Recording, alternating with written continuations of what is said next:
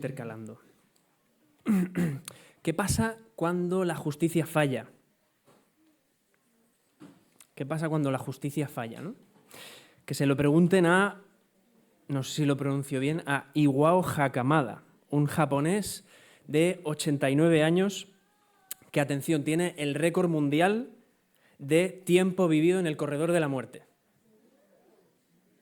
Este hombre con 89 años ha vivido más, vivió, ya no está, vivió más de la mitad de su vida en el corredor de la muerte, 46 años, ¿eh? También lo recoge el libro del récord de los Guinness, ¿no? Acusado de asesinar a 4 personas, condenado a muerte, su ejecución se fue postergando por la actividad de sus abogados y de su familia, hasta que en 2014 vuelven a realizar una prueba de ADN y descubren que la sangre que se había encontrado no coincidía con la suya. Entonces lo liberan, lo dejan libre, pero no anulan el proceso judicial contra él, ¿no? La Fiscalía mantiene la acusación, recurre, y no ha sido hasta septiembre de 2024, hace menos de un año, que este hombre ha sido completamente absuelto. No tiene ninguna deuda ante la justicia. En 1976, mientras estaba en el corredor de la muerte, él estaba llevando un diario personal, ¿no? Y le escribía a su hijo esto. Le decía: si alguien te pregunta cómo está tu padre, debes responderle de la siguiente manera: mi padre está luchando contra una cadena de hierro injusta. Lo decía refiriéndose al sistema, en Japón, el sistema de la pena de muerte, ¿no? Conlleva mucha polémica y mucho debate. De hecho, su hermana, Hideko, ha participado en campañas de Amnistía Internacional para la abolición de la pena de muerte. Es uno de los pocos países que quedan donde todavía se aplica este castigo, ¿no? ¿Qué pasa cuando la justicia falla, no? Pues a unos les puede costar la vida, a otros no. Pero lo cierto es que estamos acostumbrados que la justicia falle, ¿no? Es como que no nos sorprende. Os acabo de decir que una persona ha pasado más de la mitad de su vida en el corredor de la muerte, y es otra anécdota más, ¿no? En cierto sentido. Nuestros sistemas judiciales, salvando las distancias, ¿no? Son sistemas en los que hay víctimas que quedan sin reparación. ¿Estamos de acuerdo en esto? Hay víctimas que quedan sin reparación. Hay culpables que quedan sin condena. ¿Estamos de acuerdo también en esto? Sí. Y hay inocentes que son condenados. Estamos también de acuerdo en esto, ¿no? Seguimos un poco la estela de dos pilares, ¿no? Por un lado, nos hacemos eco de lo que ha sido nuestra forma de juzgar en el pasado, y a veces ha sido tan aleatoria como lo era la ordalía en los primeros siglos de la Edad Media. La ordalía era un sistema que pretendía invocar el juicio de Dios utilizando rituales un poquito raros, ¿no? Uno de ellos era el llamado juicio de la cruz. ¿Qué era esto? Pues yo denuncio a Emilio, digo: Emilio me ha hecho esto, ¿no? Y la forma de resolverlo era ponernos a los dos en el altar de la iglesia con los pies juntitos, los brazos en forma de cruz, y el primero que se movía perdía, ¿no? Pues nos reímos, pero venimos de ahí. Recogemos un poquito el testigo de eso. La otra pata, el otro pilar, es que estamos muy acostumbrados a llevar a cabo esfuerzos tremendos para que se haga justicia, procesos larguísimos, y cuando el proceso llega a la sala del juzgado, todo se viene abajo, ¿no? Y el ejemplo lo tenemos, por decir alguna cosa, en la Segunda Guerra Mundial, ¿no? Mientras muchos jóvenes del bando de los aliados morían en la playa de Normandía, en las playas de Normandía, cuando acabó la guerra se celebró un juicio, ¿no? En Nuremberg, y allí se condenó a solo 20 años al ministro de armamento nazi, Albert Speer. O sea, la gente de Alemania, la gente de Estados Unidos, todo el mundo tuvo que ver cómo en 1966 esta persona, acusada de crímenes de guerra, lesa humanidad, conocedor de la planificación del holocausto judío, quedaba en libertad y se iba a su casa para escribir sus memorias. Así que, ¿qué pasa cuando la justicia falla? Estamos acostumbrados a ello, ¿no? Pero mirad, si uno de nuestros clamores principales como humanidad es esta cuestión de la justicia, ¿no? Ya incluso los niños, cuando hay algo que no les cuadra, dicen: esto no es justo, ¿no? Si uno de nuestros principales clamores es la justicia, la Biblia nos habla de la justicia. La Biblia nos presenta al Dios juez y su justicia como la única de la que podemos no esperar error. ¿Me explico? Repito esto. La Biblia nos presenta al Dios juez y su justicia como la única de la que podemos no esperar error. Y ahora nos adentramos en una parte de Isaías que si te toca en el devocional es aquello que dices, Señor, ¿qué me quieres decir con esto, no? ¿Qué me quieres decir con estos capítulos? Pero nos hablan de la justicia, ¿no? ¿Os acordáis? ¿Por qué estamos hablando como iglesia de Isaías? Por dos cuestiones fundamentales que tienen que ver con la esencia del Evangelio. Salvación y justicia. No hay salvación sin justicia y no hay justicia que sea justa sin salvación, ¿no? Ahora entramos en una parte de Isaías en la que vamos a hablar mucho de justicia, ¿no? Que va de los capítulos 13, que va a ser con el que vamos a empezar hoy, hasta el 24, 25, ahí depende un poquito del comentarista, dirá una cosa o la otra, ¿no? Y esto es una especie de ONU, estos capítulos son la ONU de Isaías, porque se empieza a hablar de países, de naciones, ¿no? Dios se presenta ante las naciones se presentan ante Dios, pero a diferencia de nuestra ONU, no es para dialogar sobre derechos humanos, sobre el estado del mundo, del planeta, crisis climática, etcétera, sino que Dios se presenta ante las naciones como un juez y ahí va desfilando todo el mundo para rendir cuentas por lo que han hecho. Así que vemos una justicia, vamos a ver una justicia que tiene un doble carácter, ¿vale? Y esto es algo que también hemos dicho ya antes en esta serie de Isaías. Por un lado, vamos a ver un carácter inmediato. Vamos a leer cosas que ya han ocurrido, juicios que ya han sido ejecutados, ¿vale? Vamos a ver al Señor hablando de que algunas naciones van a experimentar cosas que eso ya pasó, ese juicio ya está hecho. Pero también un carácter postrero, un carácter futuro, por decirlo de alguna forma, un carácter que todavía tiene que venir, ¿no? Porque se nos habla también del día del Señor, una especie de día D, ¿no? Hablando antes de la Segunda Guerra Mundial, una especie de día D en el que el Señor desembarca en la tierra para llevar a cabo su juicio ya de forma definitiva, ¿no? Y ese día lo esperamos. Como pueblo del Señor esperamos que el Señor vuelva para juzgar y para acabar con el mal en la tierra, ¿sí o no? Eso es algo que todavía no ha ocurrido, no sabemos cuándo va a ocurrir. Y si alguien os dice tal fecha, tal día, os está engañando. Una vez más, en Isaías vemos que tiene un pie en el presente y otro en el futuro, ¿no? Es un hombre previsivo, ¿no? Vemos que el presente con el que escribe Isaías no se enfoca necesariamente en algo que todavía está por ocurrir. Así que hoy vamos a estar hablando de los capítulos 13 y 14 y la idea que tenéis que llevaros para casa, meditar durante la semana es esta. Mientras esperamos la justicia de todas las cosas, mientras esperamos el juicio del Señor en todas las cosas, ya encontramos demostraciones de justicia en el Dios de la historia y de la vida. Repito la idea, ¿vale? Mientras esperamos el juicio de todas las cosas, ya encontramos demostraciones de la justicia de Dios aquí y ahora, en la historia y en la vida. Y esto nos consuela, ¿no? El último capítulo, capítulo 12, ¿alguien se acuerda un poquito de qué hablábamos? Un hit del verano, ¿cómo sonaba? ¿Tenía sabor de qué? De salvación, ¿no? Hablábamos de una canción que nos hablaba de la salvación, ¿sí o no? Pues afirmar esto, que encontramos demostraciones de la justicia de Dios en la historia, esto solamente nos consuela a los que estamos del lado de la salvación, ¿vale? Luego vamos a ver por qué. Porque párate a pensarlo. Y mi intención un poquito es resolver esta pregunta en esta mañana. No sé si alguna vez te la has hecho. Si no, pues te la haces esta mañana, ¿no? ¿Quién puede confiar? ¿Quién confía en un Dios que no puede demostrar su justicia sino hasta el final de todo?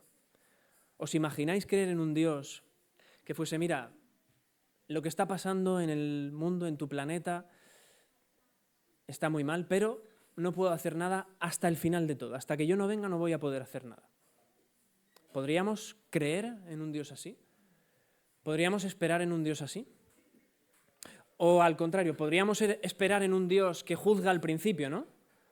Ay, mira, es que fulano me ha hecho esto, vale, viene el Señor con todo, juzga y luego ya ahí os quedáis, no vuelve a aplicar justicia. ¿Quién podría confiar en un Dios que solamente muestra su justicia en un momento, al principio, al final, en medio, y no constantemente? La fe no es un salto a la oscuridad. La fe no es un salto a la oscuridad, sino la convicción a la que se llega sobre el fundamento de la evidencia. Y para nosotros la evidencia, una parte fundamental de la evidencia, es encontrarnos con un Dios que tiene poder para salvar y para demostrar su justicia aquí y ahora, y que ya lo ha hecho. Esta es la idea clave en esta mañana. Así que, como os decía, vamos a hablar de justicia. El primer punto, la primera idea en esta mañana tiene que ver con una justicia para todos, ¿no? Para todas las naciones. Ante la justicia de Dios no hay nadie que pueda decir, uy, no, yo de aquí puedo escabullirme, puedo hacer así un regate a la izquierda y no presentarme ante la justicia de Dios. No, no. En la ONU de Isaías todas las naciones, todos los pueblos van pasando, uno detrás de otro. Y este es el primer punto en esta mañana, justicia para todos. Y la primera nación que pasa, la primera nación que va a rendir cuentas delante de Dios en el capítulo 13 es Babilonia. Y esto no es aleatorio, ¿vale? Esto no es que Isaías diga, es que le tengo una manía a los babilonios, no los puedo ni ver. No, no. Esto tiene su estrategia, ¿no? Es verdad que Asiria, ¿no? ¿Os acordáis del capítulo 10? El imperio contraataca, hablamos de los asirios, que eran muy majetes, ¿no? Iban cortando cabezas, iban echando a la gente de sus casas, ¿no? Es verdad que Asiria era el imperio fuerte del momento, pero era un imperio así en declive, ¿no? Babilonia era un foco de rebelión constante, era como el poder militar creciente. Para que os hagáis una idea, el que controlaba Babilonia en aquella época es como si hoy controlase Washington, Pekín o Moscú, ¿no? O sea, un máster, un capitán, ¿no? El amo, por decirlo de alguna forma. Además de Asiria, además de Babilonia, en estos capítulos 13-14 vamos a ver que también circulan otras naciones. Isaías es muy estratégico, porque después de mencionar Babilonia, imperio creciente, imperio que tiene sed de poder, se lo ve venir, menciona a Siria, el imperio establecido fuerte, y luego menciona a los enemigos por antonomasia del pueblo judío en ese momento, que eran los filisteos, ¿vale? Así que 3 naciones que pasan así delante del Señor y el Señor dicta su sentencia contra cada una. En el caso de Asiria vamos a ver que Isaías reafirma lo que ya había dicho, ¿no? En el capítulo 10 dice que los asirios van a quedar en nada. Y aquí volvemos a ver lo mismo, ¿no? Quebrantaré al asirio en mi tierra y su carga será quitada de sus hombros. Capítulo 14, versículos 24 al 28. Este es el designio que está acordado sobre toda la tierra. Lo que os digo, si los asirios eran el imperio establecido pero que ya iba cada vez a menos, y los babilonios eran la nueva potencia ambiciosa de poder, de conquistar, de coger para sí, y los filisteos eran el enemigo típico de Israel, tiene sentido empezar por estos 3, ¿no? Pero Isaías lo hace lanzando una mirada en retrospectiva, una mirada al pasado, con el caso de Babilonia, ¿no? Mirad lo que dice el versículo 19 del capítulo 13. Dice: Babilonia, la joya de los reinos, prez y orgullo de los caldeos, será como cuando destruyó Dios a Sodoma y Gomorra. Este es un poquito el lenguaje de estos capítulos. Por eso decía, si te toca en el devocional, pues ponte esta predicación, espero que sea de ayuda, ¿no? Fijaos, esto es importante. Y es importante para lo que decía, no tener solamente una visión del presente, ¿no? De lo que está diciendo el Señor, porque nos costaría, ¿no? Señor, ¿cómo vas a tratar así a un país, a un pueblo, ¿no? Parece que al hablar de Babilonia, Isaías tiene en mente algo más que un país que comete injusticias, simplemente, un país que se equivoca, ¿no? Lo que tiene en mente Isaías es una especie de, a ver si lo digo bien, una entidad histórica que representa el poder que se opone a Dios. ¿Me habéis entendido? ¿Sí? Si no, decirme no. ¿Vale? Lo repito, cuando habla de Babilonia, de Asiria, de todos estos pueblos, Isaías tiene en mente una especie de personajillo histórico, de entidad histórica que reúne el poder que se opone a Dios en el mundo. ¿Vale? O sea, no estamos hablando de Babilonia en realidad, estamos hablando de el poder del mal, el poder que se opone a Dios, va por ahí un poquito, ¿vale?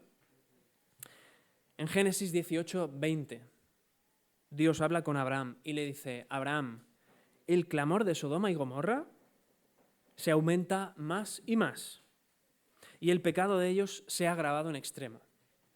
No lo puedo soportar.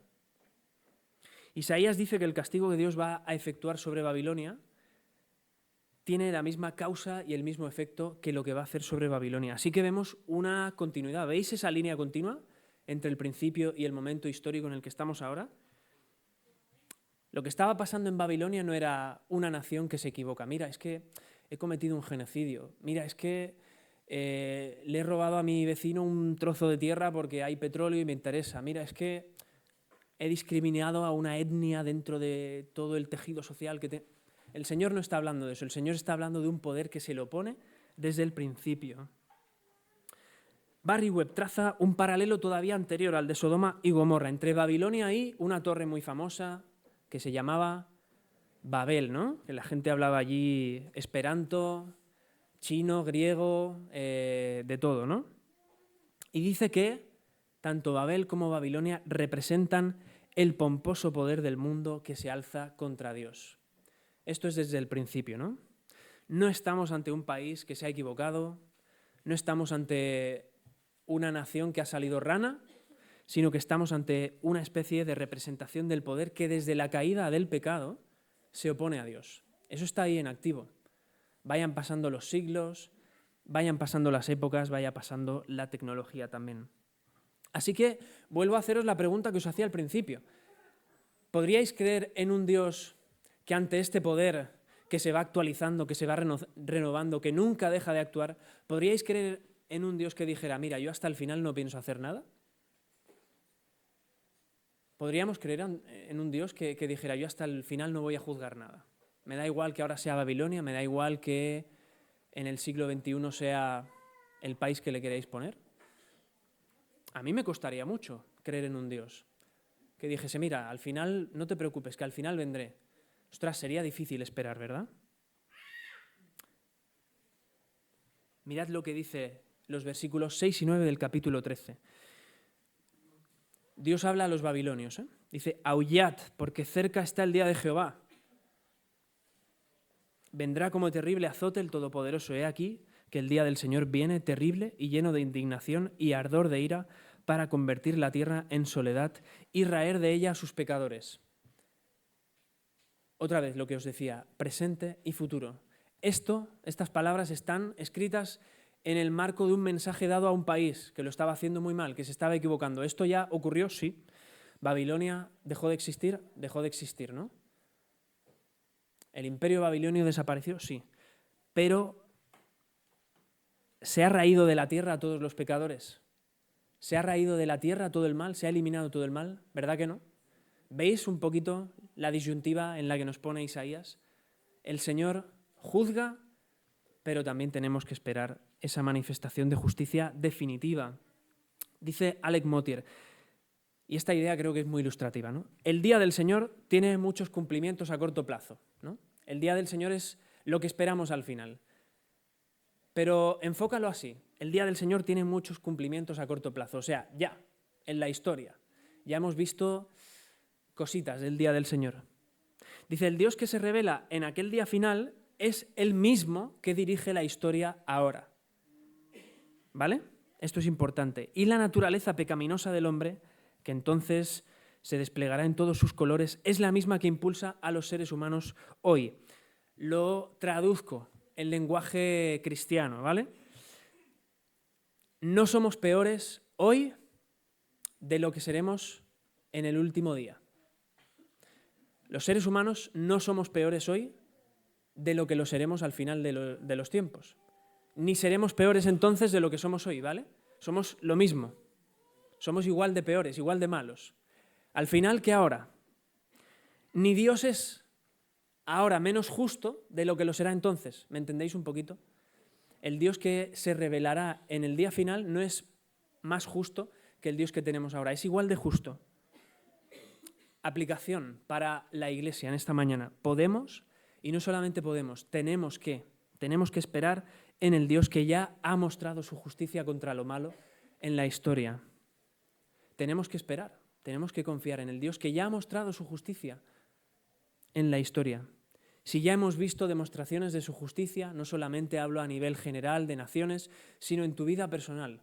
Si ya has visto situaciones difíciles en tu vida, ajusticiadas, en las que el bien ha prevalecido, entonces tienes que confiar en Dios.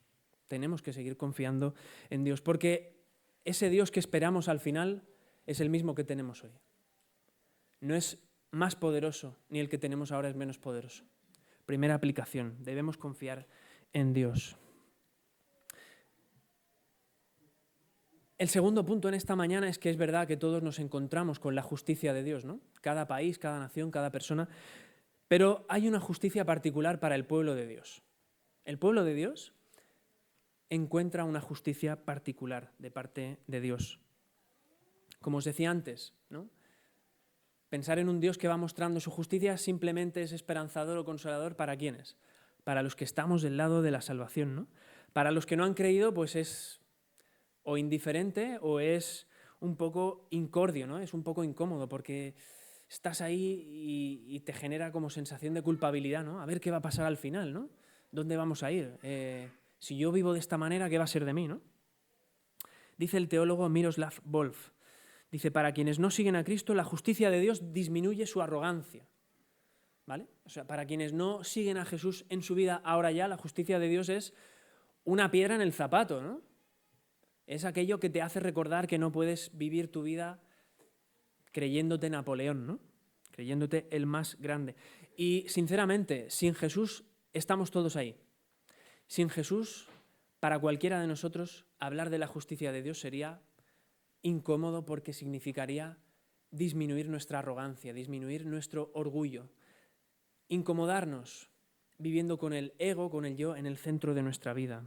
Pero hay un fundamento para la esperanza. Mirad lo que dice Isaías en el capítulo 14, los 2 primeros versículos. Ya veis que voy rapidísimo, ¿no?, con los capítulos porque no da tiempo para entrar en más detalle. Capítulo 14, versículos 1 y 2. Otra vez, presente y futuro, ¿vale? Porque Jehová tendrá compasión de Jacob y todavía escogerá a Israel y le hará establecerse en su tierra. Y atención aquí, a ellos se unirán extranjeros y se juntarán a la familia de Jacob. Y los tomarán los pueblos y los traerán a su lugar, y la casa de Israel los poseerá por siervos y criadas en la tierra de Jehová, y cautivarán a los que cautivaron y dominarán sobre los que los oprimieron. Encontramos la esperanza en medio de la justicia del Señor, ¿no? Fantástico, ¿no? Tiene que ver con la pregunta que os hacía antes. ¿Quién puede esperar salvación de un Dios que ya no muestra salvación tampoco? Si no podemos esperar justicia de un Dios que solamente va a juzgar al final, tampoco podríamos esperar salvación de un Dios que dice, tú espera que al final te salvaré. No, no, la salvación es real, ¿no? Os tengo aquí ahora sentados delante, yo no tengo ninguna duda, la salvación es real. Dice Mutir otra vez, el gran protagonista de todos estos capítulos que vamos a estar viendo ahora de Isaías es el rey de Sión. El concepto que utiliza Isaías constantemente para referirse a Dios es el Santo de Israel, ¿no? Ese mismo rey que visita a su pueblo en la antigüedad para salvarlo y para restituirlo, que se presenta ante ese poder que se le opone, ante los agentes de injusticia como el Señor de los ejércitos, que extiende su mano contra el poder del mal y nadie le puede hacer retroceder, 14:27. Ese mismo rey es también el buen pastor, 14:30. Es también el buen pastor que prepara pastos para los primogénitos de los pobres y hace que la gente pobre duerma tranquila. Qué fuerte este lenguaje, ¿no? En nuestro lenguaje, el terrorista es un terrorista. El asesino es un asesino. El tal es un tal, ¿no? No vemos a la persona que hay detrás de lo que está haciendo, ¿no? El Señor, fijaos, está hablando de juicio, está hablando de destrucción contra naciones, pero aquí nos habla de pobres, nos habla de lo personal. El Señor, este Señor que juzga y que salva, es aquel en el que pueden confiar los Dalim. ¿Quiénes son los Dalim? Salmo 82:3. Defended al débil, al Dal, ¿no? Dalim es plural, Dal es singular. Defended al Dal y al huérfano. Haced justicia al afligido y al menesteroso.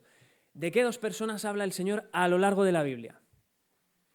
¿Del huérfano y de la? Huérfano y la viuda, ¿no? Y son una representación ¿de quién? De los más débiles. Son una representación de los que a lo largo de la historia, a medida que ese poder que se opone a Dios ha ido operando, ha ido actuando, son los que más han sufrido la injusticia. Los más desvalidos, los más débiles, los más vulnerables, ¿no? Y el Señor los reivindica a lo largo de la historia.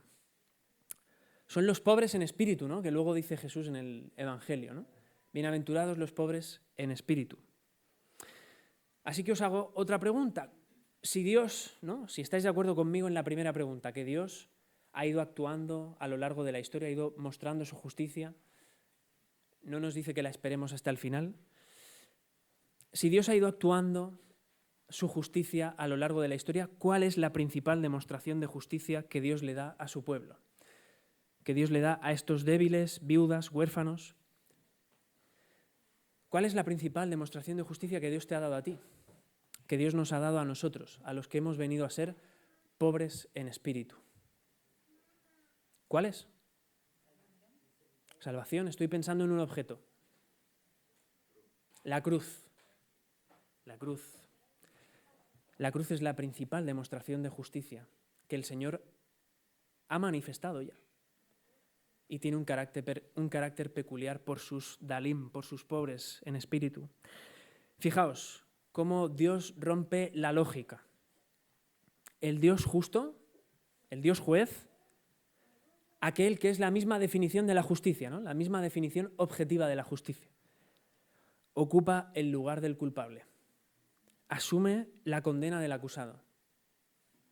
¿Cuántos de nosotros hubiésemos ido a este hombre que ha pasado más de la mitad de su vida en el corredor de la muerte y le hubiésemos dicho, mira, ya me quedo yo aquí en tu lugar? Yo no lo hubiera hecho, ¿no? Creo que nadie, en su sano juicio. El Dios justo es también el que asume para sí la culpa y la condena de los que realmente eran injustos, de los que realmente eran acusados. Y esta es la lógica de la historia para el Dios que juzga y que salva. Así que si, como dice el apóstol Pedro, ¿no? Un versículo muy conocido, Dios no tarda en cumplir su promesa, como algunos tienen por tardanza, como algunos piensan, ¿no? Y esto es interesante. Cuando acababa periodismo me tocó hacer las prácticas en la sede, en la delegación de TV3 en Tarragona.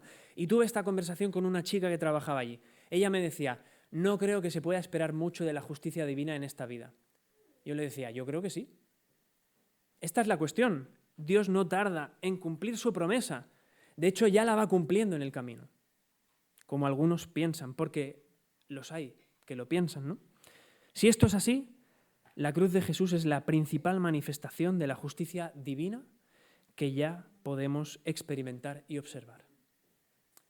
Así que si alguna vez piensas, ¿dónde está tu justicia, Señor, en este mundo, ¿no? ¿Dónde está tu justicia con todo lo que está pasando? Mira la cruz. Mira la cruz. ¿Qué mayor garantía para esperar ese día del Señor que todavía está por llegar que la cruz? Aplicación como iglesia. Isaías, observando un poquito el panorama internacional, la presión de los poderes, de los poderosos, escribe esto para que el pueblo no se desviase. La tentativa del pueblo de Israel en ese momento, ¿qué era? Era entrar al trapo, ¿no? Pues mira, yo voy a aliarme con... Pues si Babilonia ahora es el poder fuerte, me alío con ellos.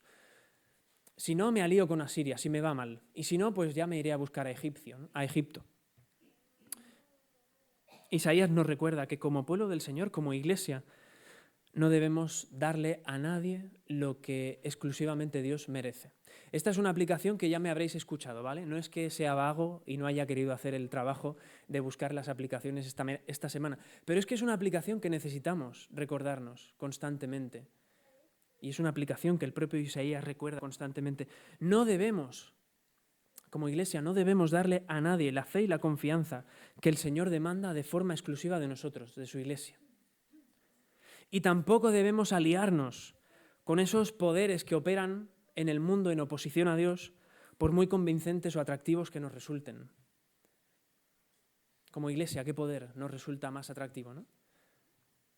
A nivel individual, ¿cuál? ¿Cuál es? El dinero, ¿no? Mira, es que yo tengo que dedicarme a ahorrar. porque yo qué sé, no sé lo que puede pasar. Siempre es una garantía.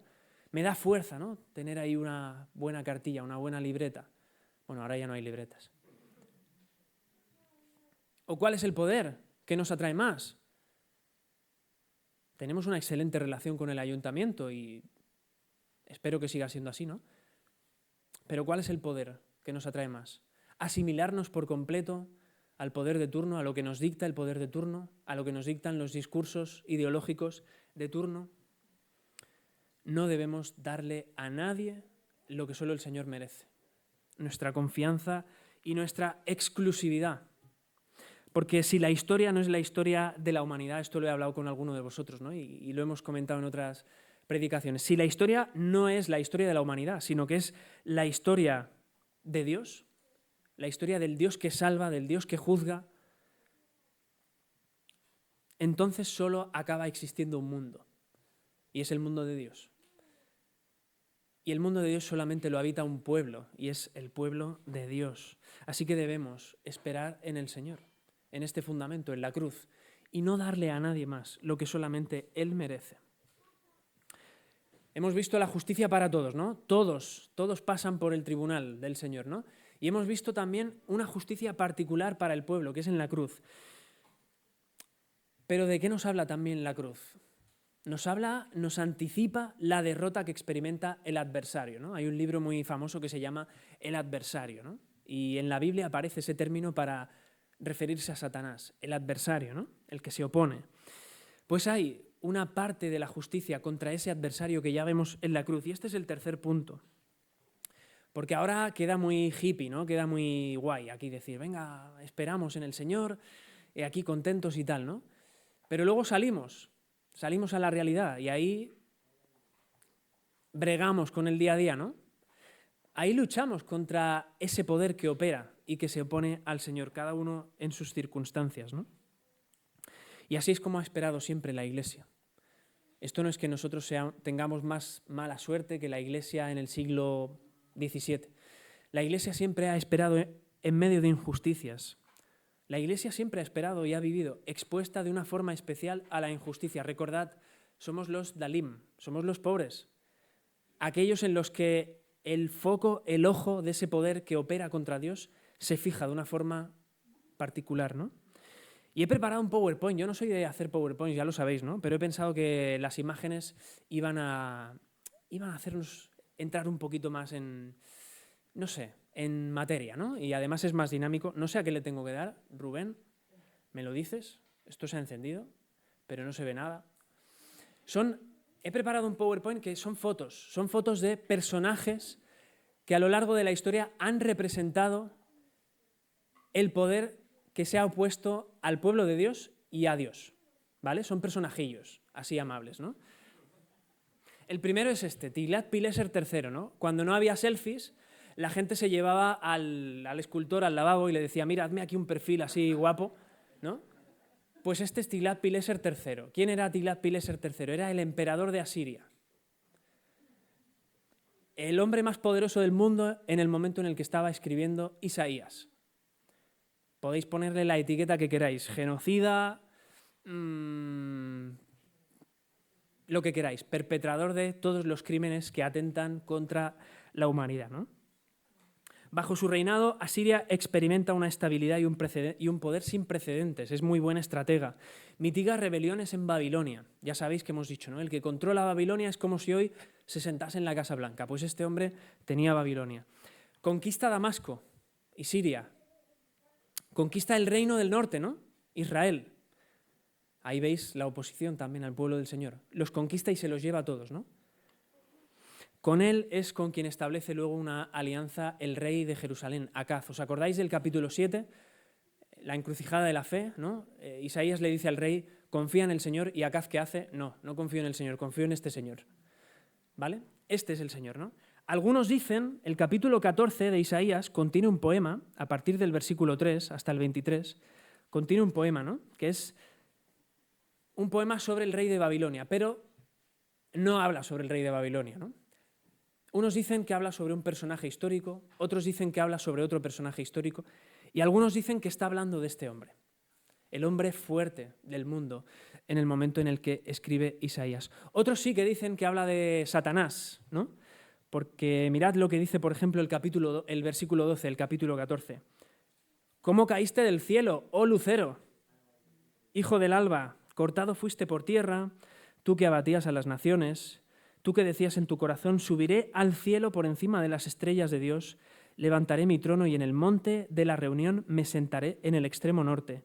Sobre las alturas de las nubes subiré y seré semejante al Altísimo. Estos versículos especialmente les lleva a algunos a decir, aquí está hablando de Satanás. Yo no me mojo. Siguiente personaje. Nerón. Emperador romano, ¿no? Hostil contra los cristianos. Ya sabéis que es el del gran incendio de Roma, ¿no? ¿Qué hace Nerón con el gran incendio? Acusa a los cristianos. Así que empieza una persecución muy bestia contra los cristianos. Dice el historiador Tácito que Nerón disfrutaba torturando a los cristianos. Isabel y Fernando. A estos, tanto monta tanto, muy bien, muy bien, muy bien. A estos te los sales a pasear por la montañeta, te los encuentras y da grima, ¿eh? Isabel y Fernando, ¿qué hacen Isabel y Fernando? Pensad, oposición a Dios y oposición al pueblo de Dios. Año 1492.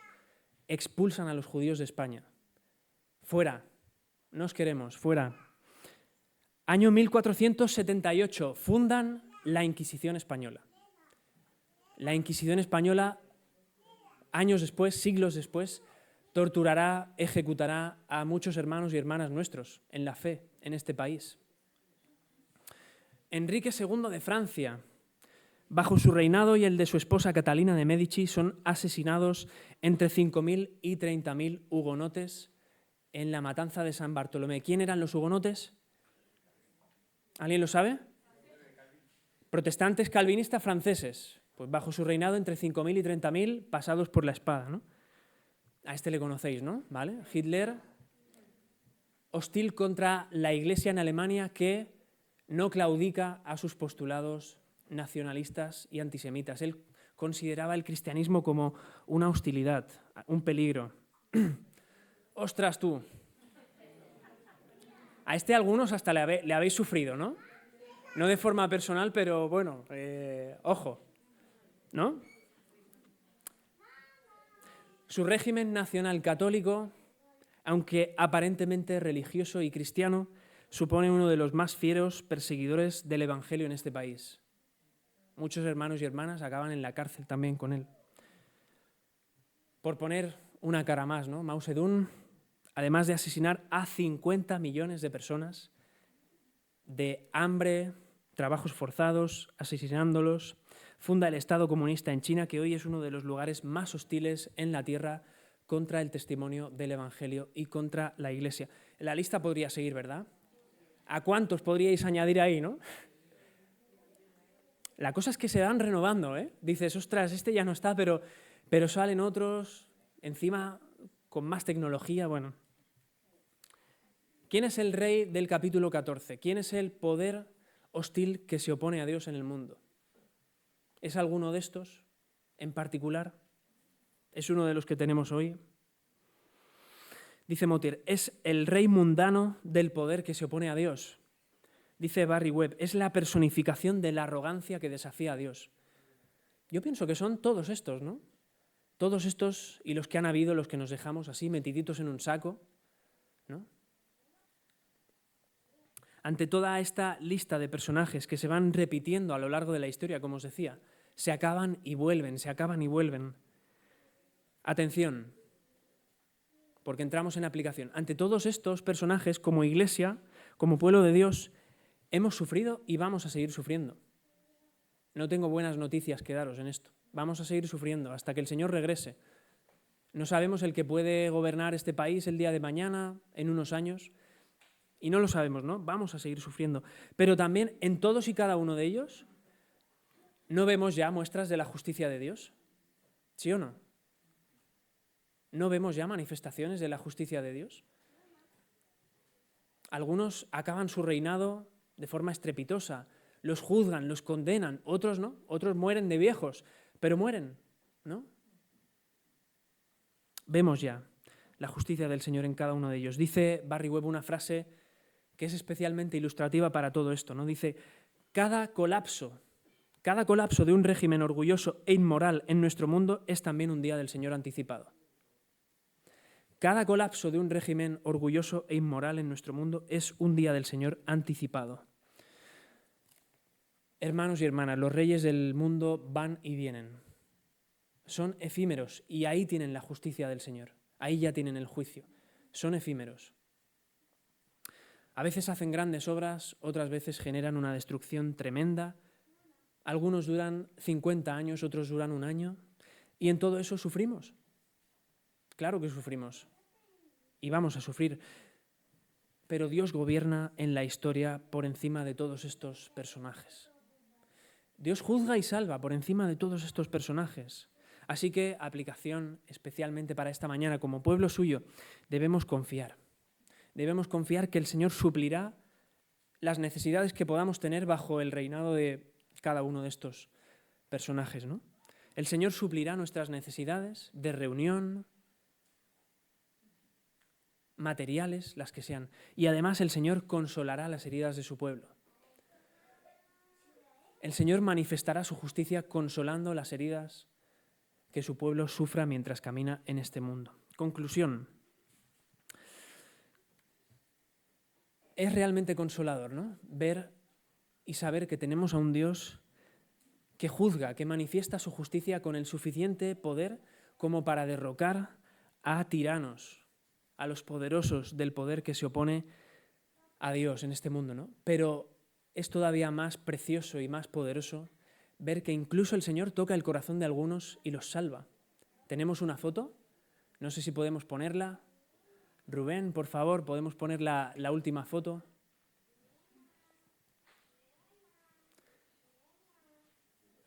Es maravilloso, como digo, ver no solamente cuando el Señor los juzga, sino que encima les toca el corazón y los salva, los atrae así, como es el caso de este señor. Este señor se llama Cain Wekab, más conocido como Camarada Duke. Fue director del Centro de Investigaciones y Ejecuciones S-21 durante el régimen de los Khmeres Rojos en Camboya. Por ese centro pasaron entre 14.000 y 16.000 personas, padres, madres, abuelos, abuelas, hijos, hijas. Muchos de ellos condenados y ejecutados por documentos firmados por este señor.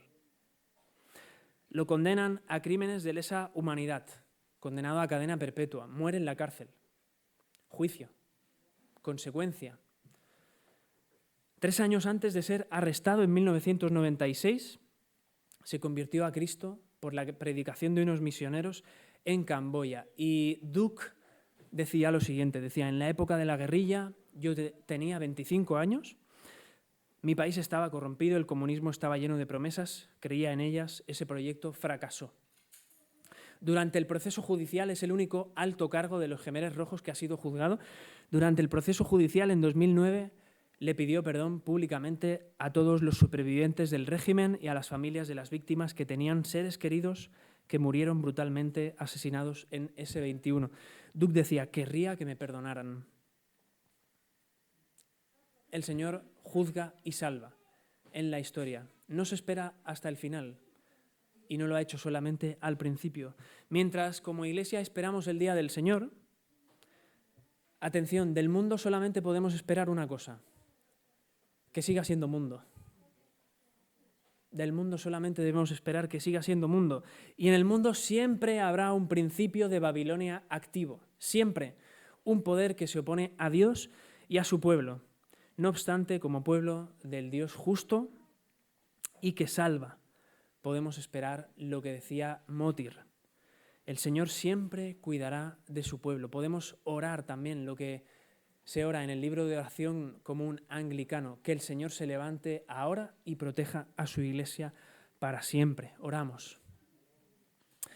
Señor, nos hacemos eco de esas palabras. Cuídanos y protégenos, Señor, porque somos esos Dalim, Señor, somos esos que han venido a ser pobres en espíritu por ti y sufrimos en este mundo.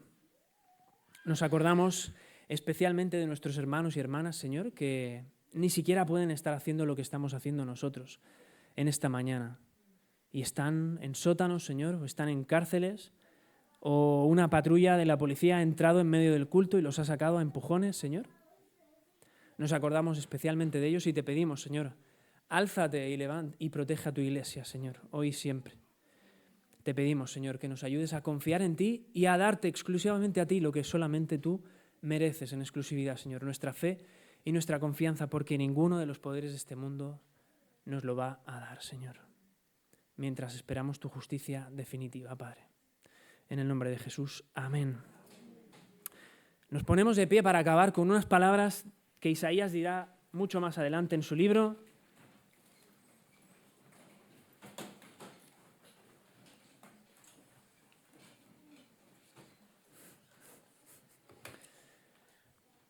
Dice el Señor, no temas porque yo te he rescatado. Te he llamado por tu nombre, mío eres tú. Cuando pases por las aguas, yo estaré contigo y por los ríos no te anegarás.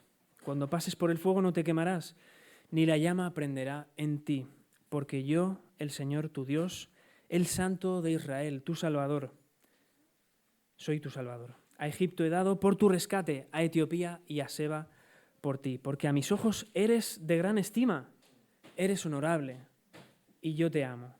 Daré pues por ti hombres y naciones por tu vida. Que el Señor os bendiga en esta semana.